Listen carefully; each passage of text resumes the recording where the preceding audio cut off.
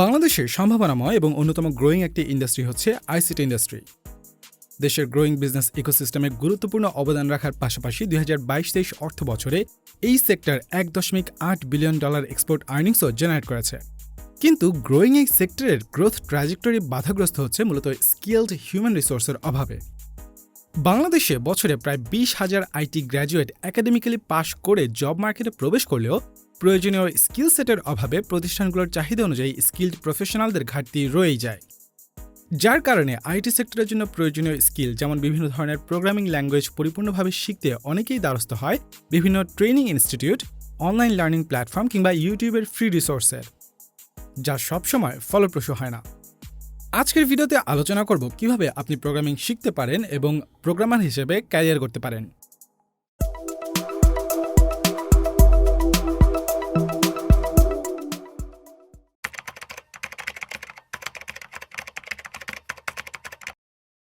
দেশের আইটি সেক্টরে প্রতি বছর 7,500 থেকে 8,000 স্কিলড ওয়ার্কফোর্সের ডিমান্ড থাকে।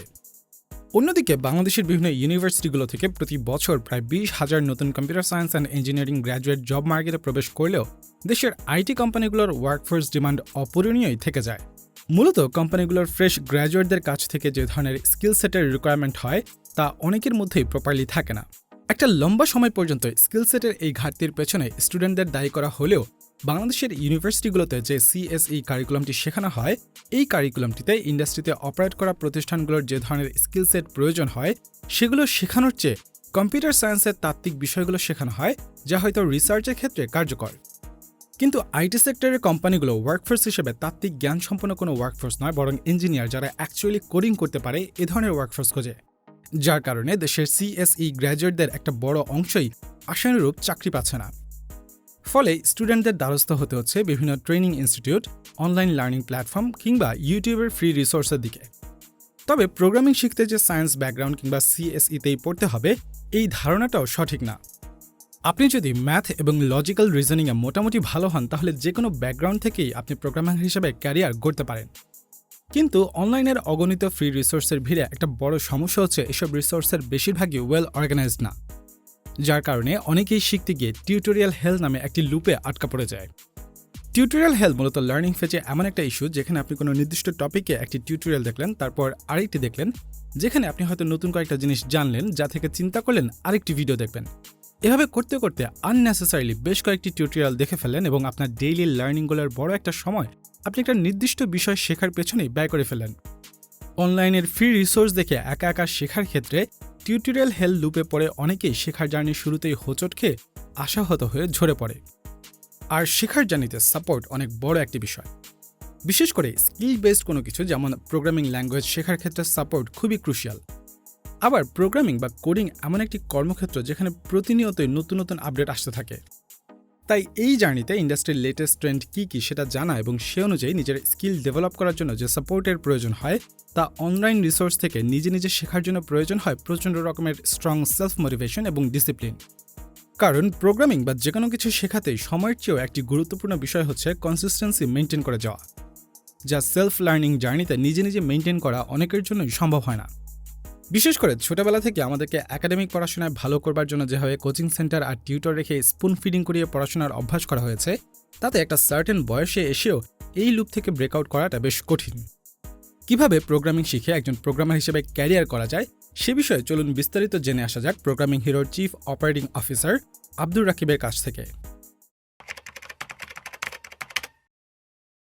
প্রোগ্রামিং না যে কোনো কিছু আসলে যখন শেখার কথা চিন্তা করতেছি, নাম্বার ওয়ান থিং হইতেছে কেন শিখতে চাই সেটা আইডেন্টিফাই করা, যে এটা থেকে কি আমি জব বা ইন্টার্নশিপে যাবো কিনা, এটা থেকে আমার ক্যারিয়ার হবে কিনা, নাকি এটা শখের কারণে শিখতেছি। নাম্বার টু হইতেছে যে জিনিসটা শিখতে চাই ওইটা অলরেডি কিছু মানুষ করতেছে, তাদেরকে ফাইন্ড আউট করে তাদের সাথে কথাবার্তা বলা, বোঝা, যাতে আমি একটা মেমোরি তৈরি করতে পারি, আমার একটা মোটিভেশনের জায়গা তৈরি করতে পারি যে আমি ওই জায়গাটাতে যাব, এটার কারণে আমি এখন শিখতেছি। আর নাম্বার থ্রি হচ্ছে একটা যদি কোনোভাবে একটা সিস্টেম তৈরি করে নেওয়া যায়। মানুষের লাইফে যে ঘটনাটা ঘটে এভরিডে আমরা অনেকগুলো কাজ করি, এই খাওয়া দাওয়া থেকে শুরু করে ইউনিভার্সিটিতে যাওয়া বা টিউশনি করানো, অনেক ধরনের জিনিসপত্র আমাদের অ্যাক্টিভিটি থাকে। সো আমি যখন কোনো কিছু একটা শেখার কথা চিন্তা করি সবার প্রথমে ওইটাকে আমার নাম্বার ওয়ান প্রায়োরিটি তৈরি করা দরকার। সো নাম্বার ওয়ান প্রায়োরিটি কাজটা সকালবেলা একদম সব দিনের শুরুতে যাতে এই কাজটা কোনোভাবে যেন মিস না হয়। সেখানে আপনি প্রথমে হয়তো বা 5 মিনিট সময় দেন বা 30 মিনিট সময় দেন বা মিনিমাম 1 ঘন্টা সময় দেন। সেটা আপনাকে এনশিওর করতে হবে যে দিনের ফার্স্ট থিং ফার্স্ট হইতেছে এটা। এটার পরে আমি অন্য কাজ করব। এবং এই টাইমটা সাস্টেনেবল হইতে হবে। সাস্টেনেবল মিনস হইতেছে কনসিস্টেন্সি মেইনটেইন করা দরকার। আপনি যদি মনের ভিতরে আগেই সেট করে ফেলেন যে আমি তো সিএসসি ব্যাকগ্রাউন্ডের না, আমাকে দিয়ে হবে না।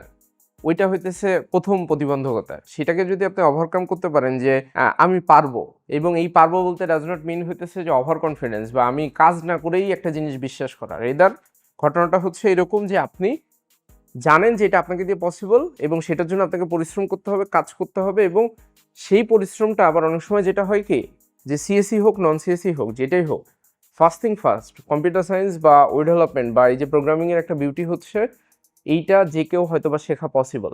তার যদি মোটামুটি সে বেসিক লেভেলের যে ম্যাথগুলো আছে সেটা যদি তার রিজনেবল আন্ডারস্ট্যান্ডিং থাকে, তাইলে সে মোটামুটি এটার ভিতরে সাস্টেন করা পসিবল।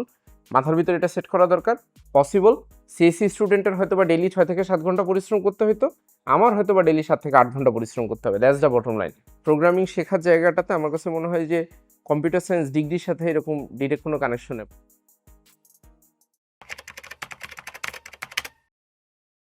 আপনি ইউটিউবে ঢুকলে হাজার হাজার লাখ লাখ কন্টেন্ট পাবেন, খুব ভালো ভালো কন্টেন্ট পাবেন, কিন্তু সেখান থেকে কোনটা আপনার জন্য ইফেক্টিভ হবে এবং কোন ভিডিওটা আপনার জন্য ভালো কাজ করবে।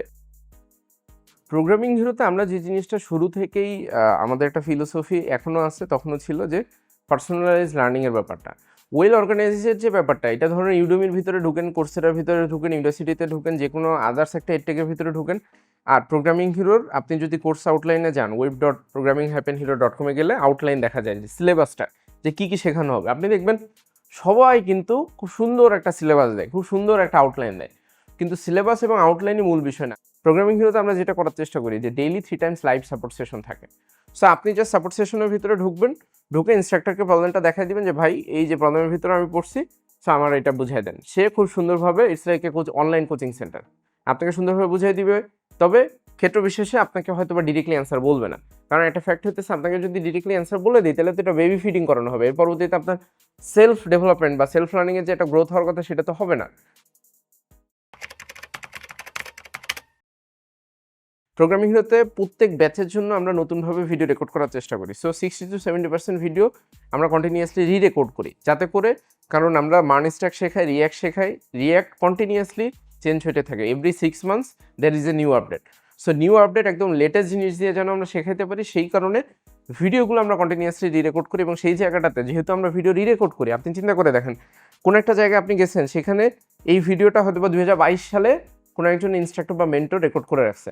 এখন তো অলরেডি 2 বছর হয়ে গেছে, 2 বছরের ভিতরে মেন্টর নতুন জিনিসপত্র শিখছে না, তার শেখানোর ধরনও তো চেঞ্জ হয়েছে, তার শেখানোর ক্যাপাসিটিও তো গ্রো করছে। এখন আপনি অ্যাজ এ স্টুডেন্ট যদি 2022-এর ভিডিও দেখেন, তাহলে তো you are losing out. So আমরা সবসময় এটাকে বলি যে it's a 6 months long boot camp. So boot ক্যাম্পের ভিতরে যখন মন চায় তখন ভর্তি হওয়া যাবে না। আমাদের প্রত্যেক বছর যেটা হয় যে ডিসেম্বর মাসে এবং জুন মাসে এনরোলমেন্টের সময় থেকে, ডিসেম্বর মাসের 10 তারিখ থেকে 24 তারিখ 15 দিন, আর এদিকে জুন মাসের 10 তারিখ থেকে 24 তারিখ, এই 15 দিনের মতো সময়। এই 15 দিনের ভিতরে সে এনরোল করবে, দেন জুলাই মাসের 1 তারিখ থেকে ক্লাস শুরু হয়ে যাবে এবং এটা 6 মাস ধরে জার্নি চলতে থাকবে। এভরিডে লার্নিং প্ল্যাটফর্মের ভিতরে কন্টেন্ট রিলিজ হবে এবং কন্টেন্ট শেখার ক্ষেত্রে আমরা এটাকে নেটফ্লিক্স বানাই ফেলি। লার্নিংয়ের ব্যাপারটা হয় কি যে প্রথমে ইজি, তারপরে মিডিয়াম, তারপরে হার্ড। সো একটা প্রসেসের ভিতর দিয়ে যাইতে হয়। আমি নিজে যখন একা শিখতেছি তখন তো এটা নিজে থেকে আন্ডারস্ট্যান্ড করা বা ওই ওয়েতে চিন্তা ভাবনা করা অনেকখানি ডিফিকাল্ট হয়ে যায়। আমি তো বুঝবো না যে কোনটা আমার জন্য ইজি আর কোনটা আমার জন্য মিডিয়াম, কোনটা আমার জন্য হার্ডার।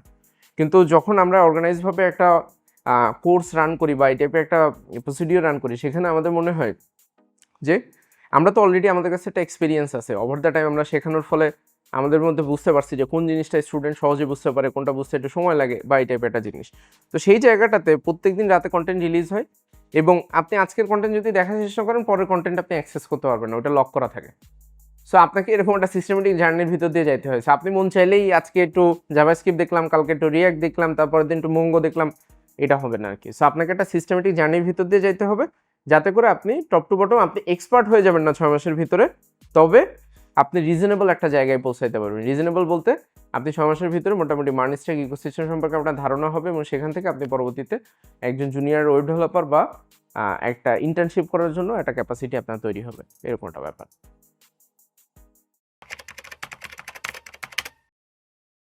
মোটিভেশন একটা পার্ট আছে, কারণ লাইফে অনেক সময় ক্রিটিক্যাল সিচুয়েশন হয়ে যায়, ফ্যামিলি আসে, তারপরে আবার দেখা যায় যে এক্সাম, এটা সেটা, পার্সোনাল অনেক সমস্যা আছে। সেটার জন্য আমাদের একটা ডেডিকেটেড টিমই আছে, স্টুডেন্ট কেয়ার টিম বলি আমরা এটাকে।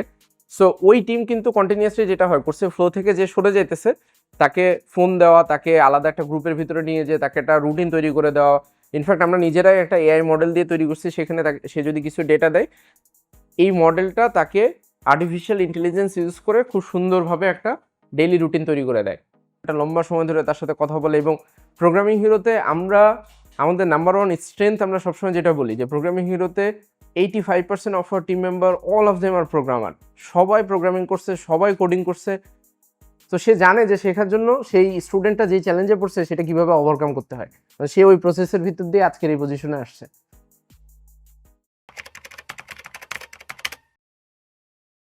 তো প্রোগ্রামিং হিরোতে আমরা সবসময় যেটা বলি যে it's A career transformation journey. আমরা এটাকে কোনোভাবেই কোনো একটা ওই ট্রেনিং ইনস্টিটিউশন হিসেবে আমাদেরকে স্টাবলিশ করতে চাই না। আমরা সবসময় চাইছি যে এটা একটা ক্যারিয়ার ট্রান্সফরমেশন জার্নি হবে। প্রোগ্রামিং হিরোতে কেউ যখন কোর্সে এনরোল করে তখন তাকে ডেইলি 6 থেকে 7 ঘন্টা মিনিমাম কোড করতে হয়, যার যদি প্রিভিয়াসলি কোনো এক্সপিরিয়েন্স না থাকে। যদি এক্সপিরিয়েন্স থাকে তাহলে তো হয়তো বা সে 3 থেকে 4 ঘন্টা টাইম স্পেন্ড করে হইতে পারে, এবং এভরিডে।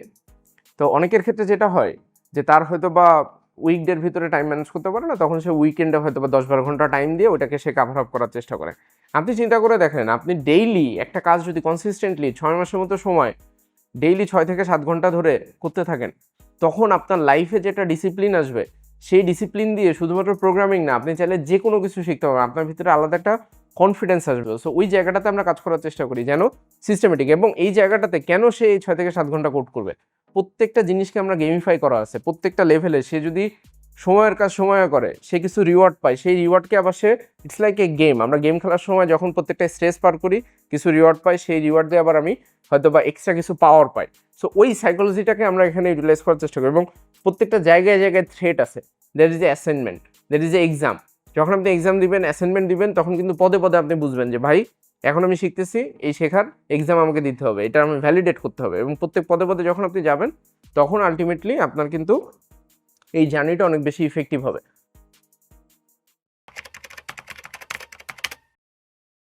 আমরা প্রোগ্রামিং হিরো থেকে যেটা করার চেষ্টা করি সবসময় এইটাই, this is our number one priority, যে ভাই তুমি 6 মাসের কোর্সটা অন টাইমে ফিনিশ করবা, অ্যান্ড দেন তুমি আমাদের সাথে জব প্লেসমেন্টের জার্নিটার ভিতর দিয়ে যাবা।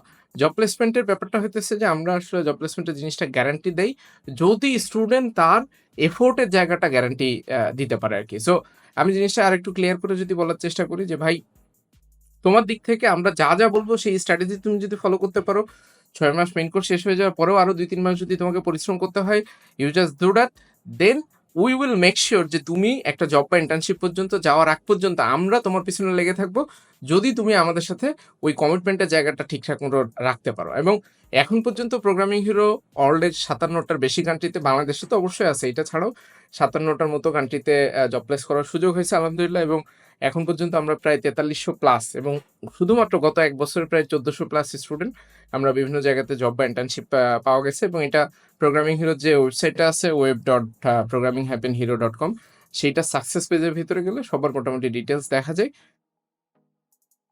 সেই প্রসেসের ভিতর দিয়ে যখন যায় তখন এটা অনেক বেশি ইফেক্টিভ হয় আর কি।